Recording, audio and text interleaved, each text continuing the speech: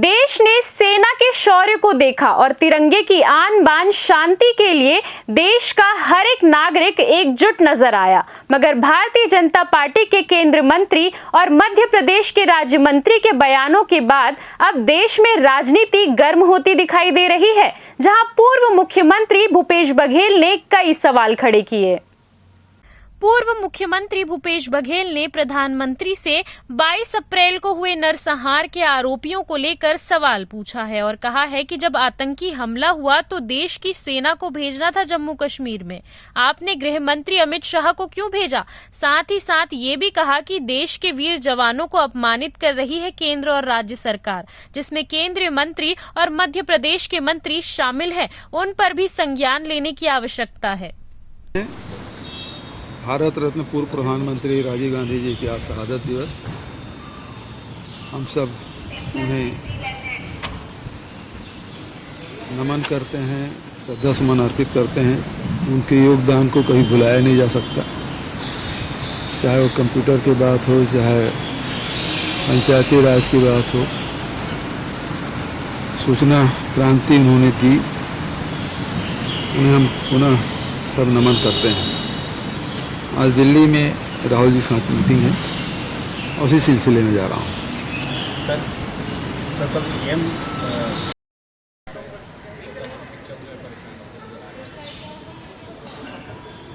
ये शिक्षा जितना विष्णु देव सहायक विभाग है सब में गड़बड़ी है, चाहे वो शिक्षा विभाग की बात करें, चाहे आबकारी विभाग की बात करें, चाहे वो माइनिंग की बात करें, जितने विभाग हैं, चाहे सामान्य प्रशासन विभाग की बात करें, सब विभाग इनके पास है और सब में गड़बड़ी है।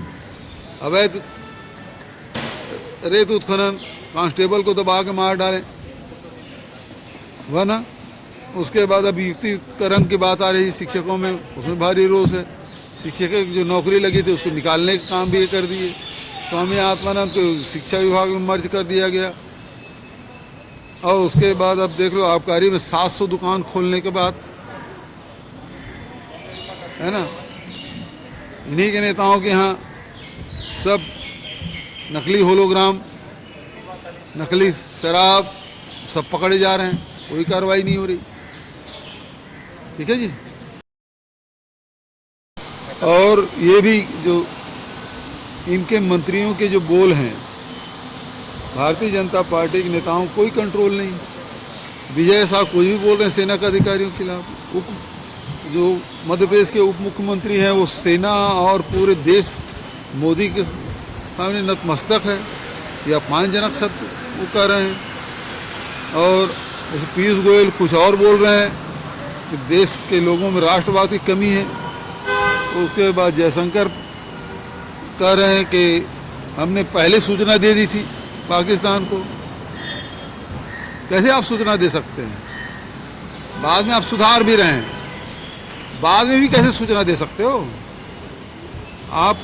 आपको तो नियुक्त नहीं किया है सेना ने या सरकार ने बयान देने के लिए। ये जो उल्टा सीधा, चाहे केंद्रीय मंत्री हो, चाहे वो प्रदेश के मंत्री हो, मध्य प्रदेश के मंत्री हो, वो जो बयान दे रहे हैं वो भारतीय जनता पार्टी के लिए बहुत भारी पड़ रहा है।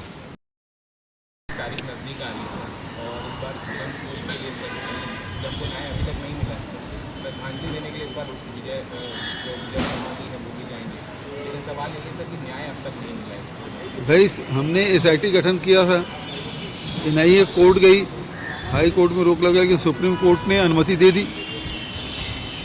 जब सुप्रीम कोर्ट ने अनुमति दे दी है तो राज्य सरकार उसकी जांच क्यों नहीं करा रहे हैं? SIT गठन करके जांच क्यों नहीं करा रहे हैं? कहाँ है जो उनके जो गणपति है और दूसरे नेता हैं, जिसे NIA कोर्ट ने ही कहा तो उसका बयान लिया जाए, क्यों नहीं लिया गया? सवाल इस बात का है।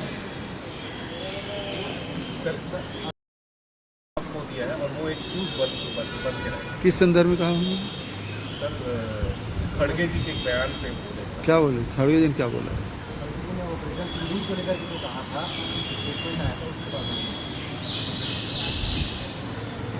भाई जो 22 अप्रैल की जो घटना घटी, जिसमें 26 लोगों की जाने गई, हम लोगों ने 26 लोगों को खो दिया।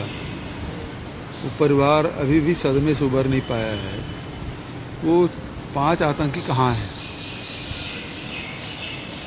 प्रधानमंत्री जी, उन आतंकियों को पकड़ने के लिए सेना को क्यों नहीं भेजा? NSG क्यों नहीं लगाया आपने अमित शाह जी क्यों उतार दिया? आज भी ऑपरेशन सिंदूर होने के बाद भी वो पकड़ा नहीं गया। दूसरा सवाल ये है कि जब हमारी सेना बढ़त बना ली थी और पाकिस्तानी सेना घुटने टेकने वाली थी, ऐसे समय में ट्रंप कैसे घोषणा कर दिया सीज फायर की, और हमारी सरकार के द्वारा, प्रधानमंत्री द्वारा एक शब्द भी नहीं कहा गया। तो सवाल तो पूछे जाएंगे ना।